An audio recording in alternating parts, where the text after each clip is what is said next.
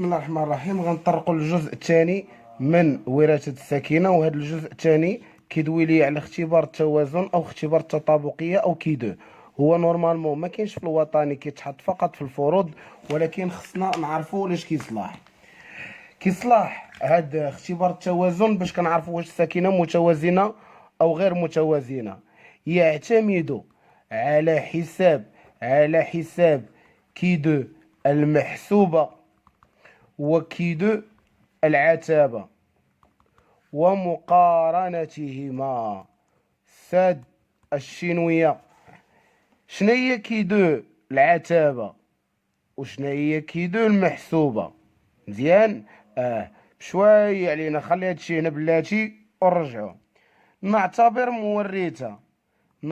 موريته عطيتك موريته بجوج حروف كبيرة صغيرة. عطيتك هنا فوالا فوالا فوالا فوالا. عطيتك هنا المظاهر الخارجية. مزيان. جيت عطيتك هنا الأنماط الوراثية. زيد عطيتك هنا العدد هذا العدد اللي كيتسمى عدد الملاحظ بالوثيقة. انت راك مطنق وانا مطنق. شحال غيعطيك من نمط بهاد جوج حليلات؟ ثلاثة. كاين كاينه المظهر الخارجي كبيرة، ها هي كتحكم فيهم بجوج، والمظهر الخارجي صغيرة.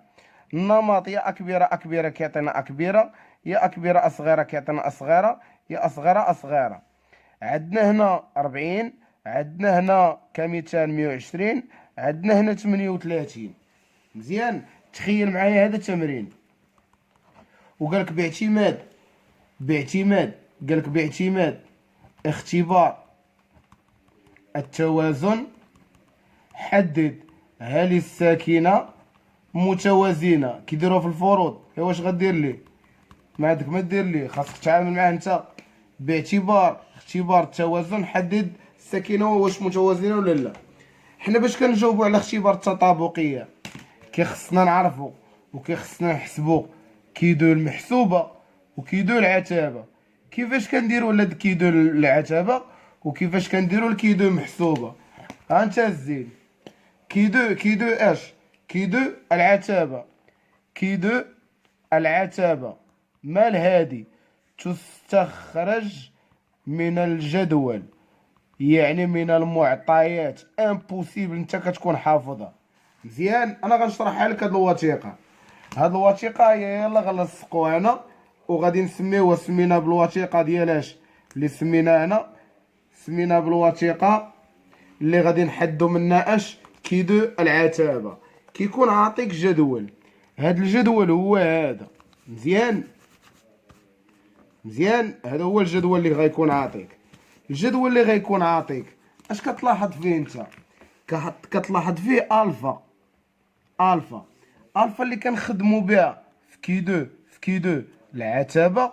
ديما كنخدموا بالفا وكنخدموا دي ال، درجات دوغري دو ليبرتي، درجات الحرية. الفا اللي كتخدم بها هي 0.05 ديما. درجات الحرية دي ال. هاد دي ال شنو كنقصد بها؟ كنقصد بها عدد الانماط اللي عندي ناقص عدد الحليلات. والحليلات هما شكون؟ هما الحروف. اجي افلان، خرج لينا دي ال من هنا.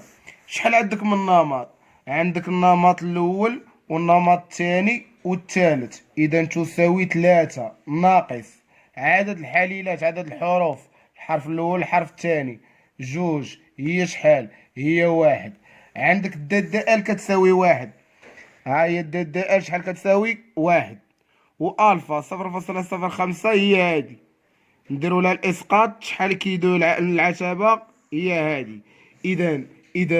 اذا كتجي دير ليا كيدو العتبة تساوي 3.84 واحد.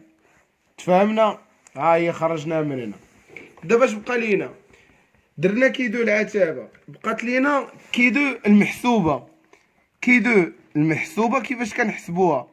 كتساوي العدد ديال الملاحظ ناقص العدد ديال النظري لو تو أكاري مقسومة على العدد النظري. فهمتي ولا ما فهمتيش الزين؟ هادي أكاري اللي الفوق أكاري، دونك ماشي حتى لتحت، ماشي حتى لتحت، بلونكو عافاكم، ماشي حتى لتحت، دونك حدا حد الفوق. كيفاش كنحسبوها؟ كيدو المحسوبة عندها العلاقة ديالها، كنديرو العدد الملاحظ ناقص العدد النظري لو تو أكاري مقسومة على عدد النظري. نجيو نديرو مثال كي دو المحسوبة. شحال نتا عندك من نمط؟ كاينين ثلاثة الأنماط، إذا غدير العجب الأول زائد العجب الثاني زائد العجب الثالث. واخا قسم قسم قسم، عفوا ديما لو كاري كيبقى حتى الفوق، الكاري كيبقى حتى الفوق ما كيهبطش لتحت، الكاري كيبقى الفوق ما كيهبطش لتحت. واخا شناهي كيدو المحسوبة؟ هو العدد الملاحظ. العدد الملاحظ بالنسبة لأكبيرة أكبيرة شحال هو 40. نعطيك العدد النظري، أنا نزيدك حتى النظري، دونك النظري غادي نقول لك كمثال انك لقيتي هنا كمثال 50، لقيتي انك لقيتي كمثال 200، لقيتي انه كمثال 22. العدد الملاحظ شحال هو؟ 40 ناقص شحال؟ النظري شحال هو؟ 50 او كاري مقسوم على العدد النظري. العدد النظري شحال هو؟ 50. انا كنوريك الطريقة. نمشيو النمط الثاني العدد الملاحظ شحال هو؟ 120 ناقص شحال؟ ناقص 200. انا ما تنساش ان ديك الناقص غتمشى او كاري مقسومه على العدد الملاحظ اللي هو شحال؟ 200. نمشيو عاوتاني هنا 38 ناقص 22 او كاري مقسوم على النظري اللي هو شحال؟ 22. اجي اخويا نشدو هاد الكالكول ونبداو نحسبو. عندنا سيدي 40 ناقص 50 بشوية علينا، لو تو او كاري مقسومة نهبط لتحت مقسومة على 50 زائد، دونك نطلع الفوق دابا. شحال عطاتنا هادي؟ عطاتنا جوج، هادي عطاتنا جوج. نمشيو اخويا حنا بشوية بشوية، دقة بدقة، مزربانين ما والو. عندنا سيدي فتح قوس 120 ناقص 200 او كاري مقسومة على شحال؟ على 200. شحال عطاتك؟ 32. الله اكبر. دونك وعندنا 38 ناقص 22 لو تو او كاري، دونك 38 ناقص 22 لو تو او كاري شحال عطات 38 ناقص 22 او كاري، دونك 38 ناقص 22، دونك 38 ناقص 22 او كاري ديفيزي على اش؟ على 22. عطاتنا اس دي 11.63.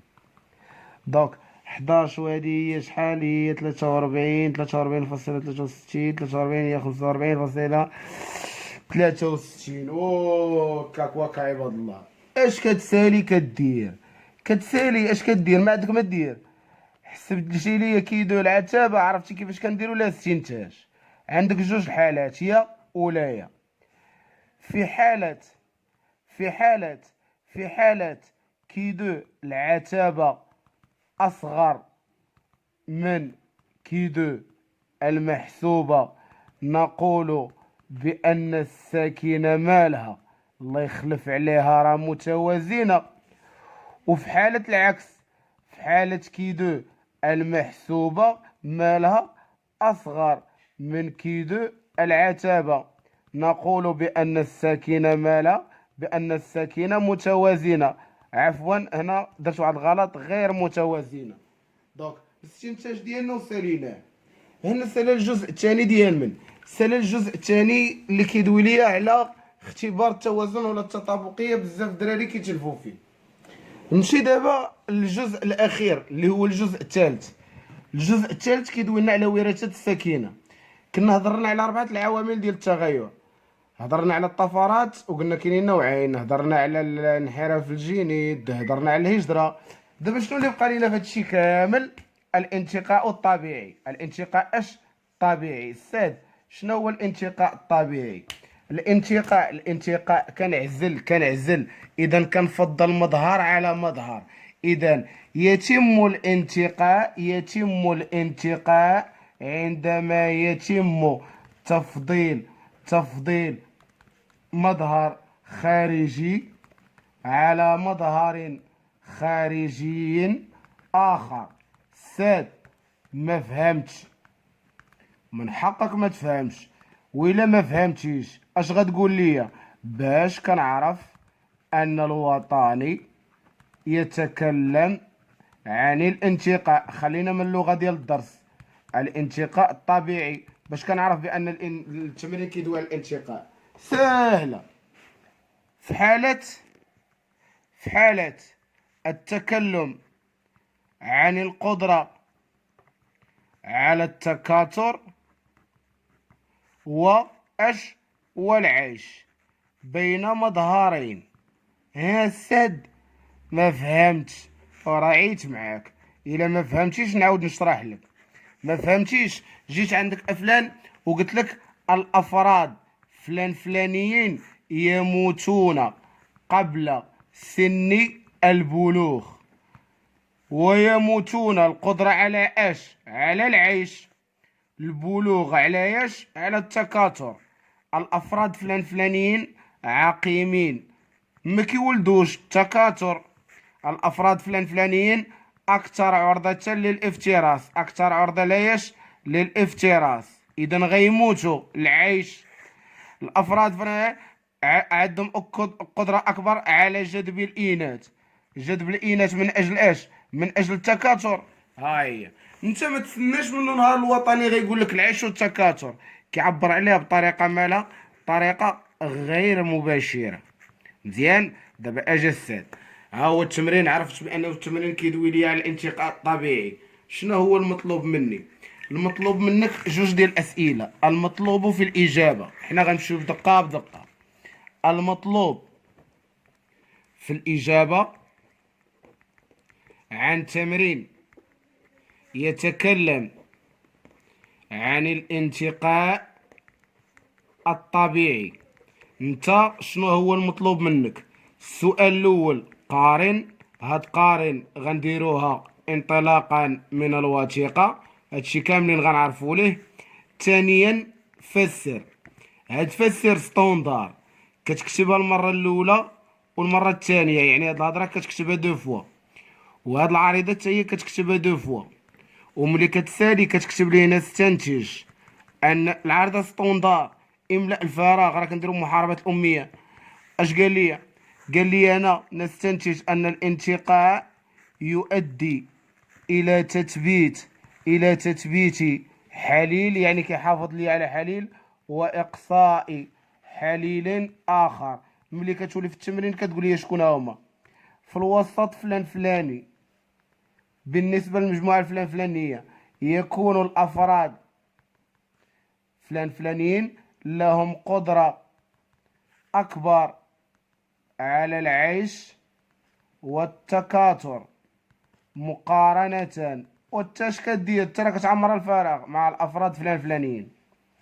في الوسط فلاني يتم تثبيت الحليل ترتلاني وإقصاء الحليل فلاني، حيت عندك جوج اوساط. دونك هنا بشويه علينا سالينا الجزء الثاني ديالنا وسالينا الجزء الثالث ديالنا. دابا سالينا هاد الجزء الاول والجزء الثاني والجزء الثالث. لاش كتبغيهم انت؟ كتبغيهم في الفرض الصحيح العباره، باش نكونوا فاهمين. دابا غادي نمشي معاك المنهجيه ديال التمرين الوطني كيفاش كنجاوبوا عليه. شكرا، حتى الفيديو الجاي.